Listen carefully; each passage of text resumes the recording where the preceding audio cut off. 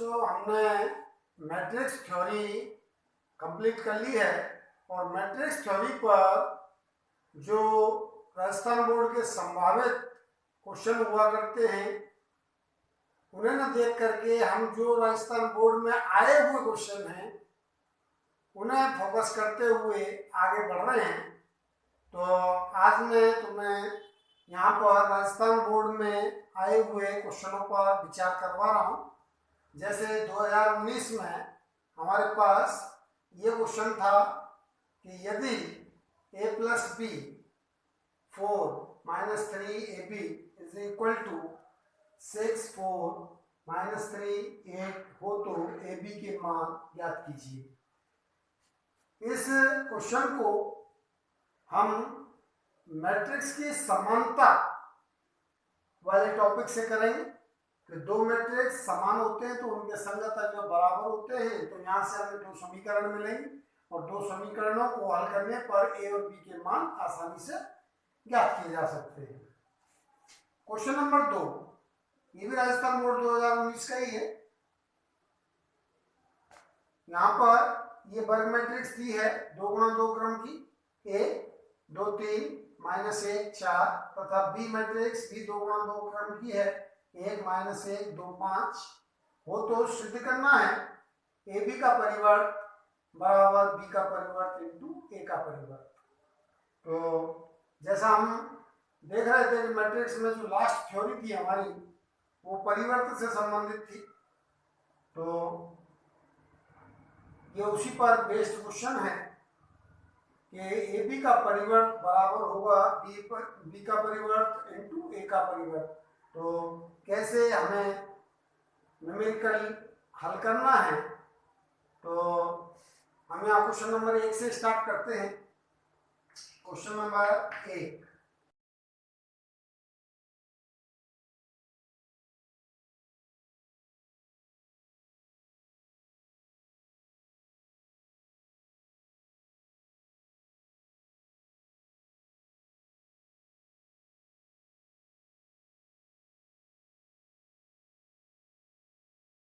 दिया है a plus B 4 minus 3ab।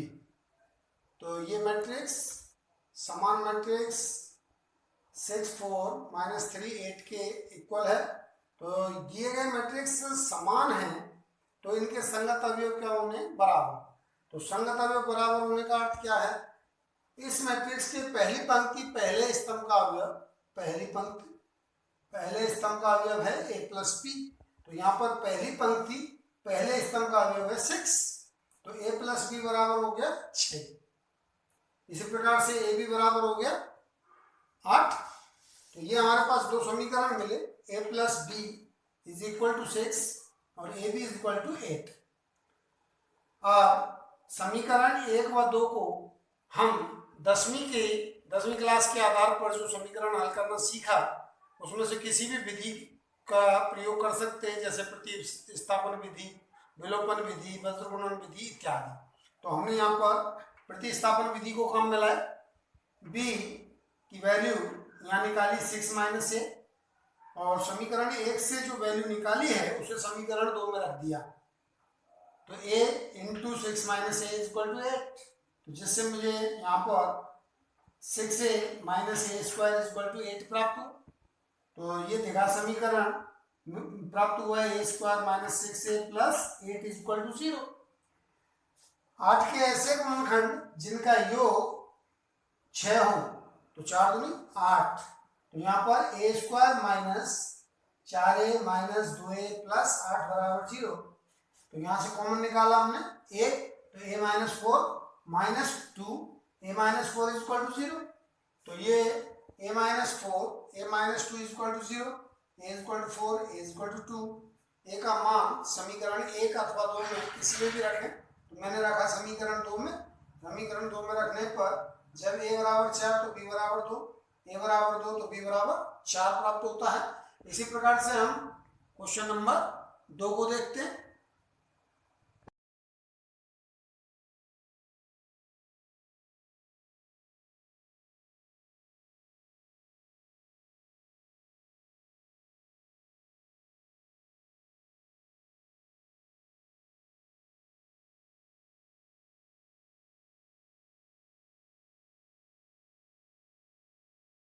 ए ये वर्ग मैट्रिक्स है 2 3 -1 4। दूसरी वर्ग मैट्रिक्स है बी 1 -1 2 5।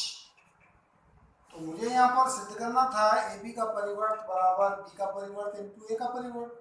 तो सबसे पहले मुझे जरूरत है किसकी, ए बी की। तो यहाँ पर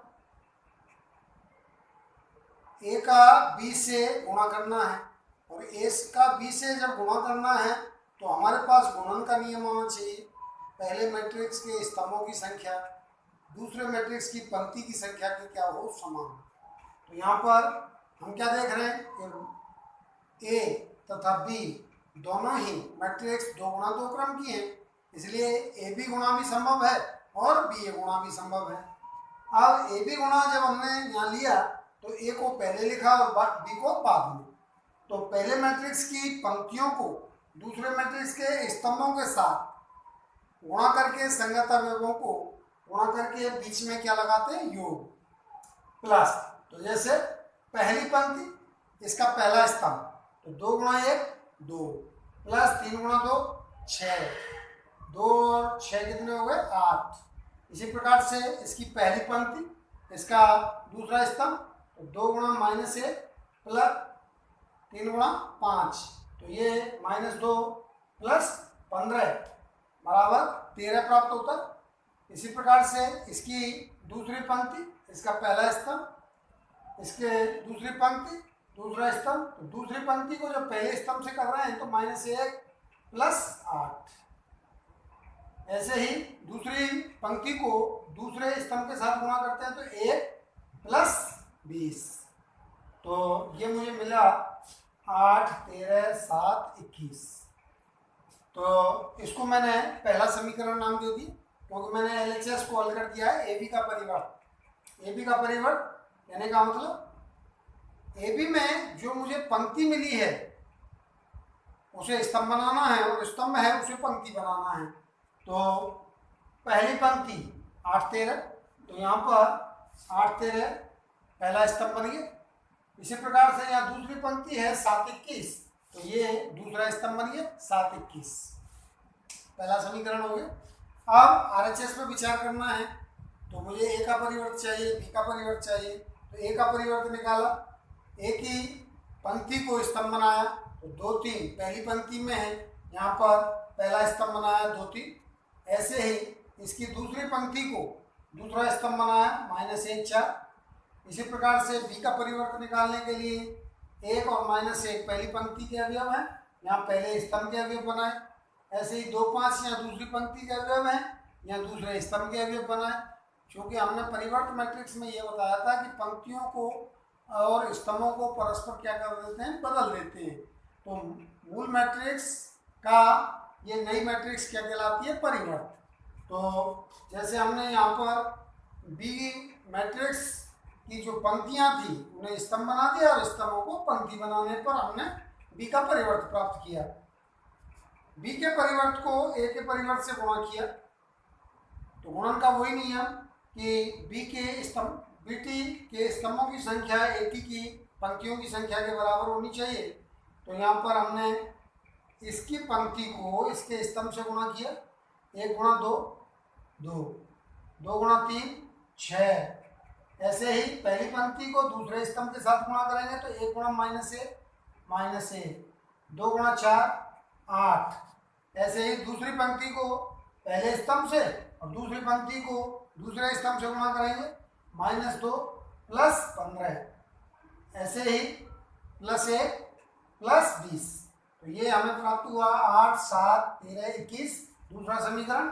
1 और 2 को जब हमने मिलाया तो हमने पाया कि ए बी का परिवर्त बराबर है बी के परिवर्त इंटू ए के परिवर्त के। तो ये राजस्थान बोर्ड 2019 में आए हुए प्रश्न थे जिन्हें मैंने समझाने का भरसक प्रयास किया है।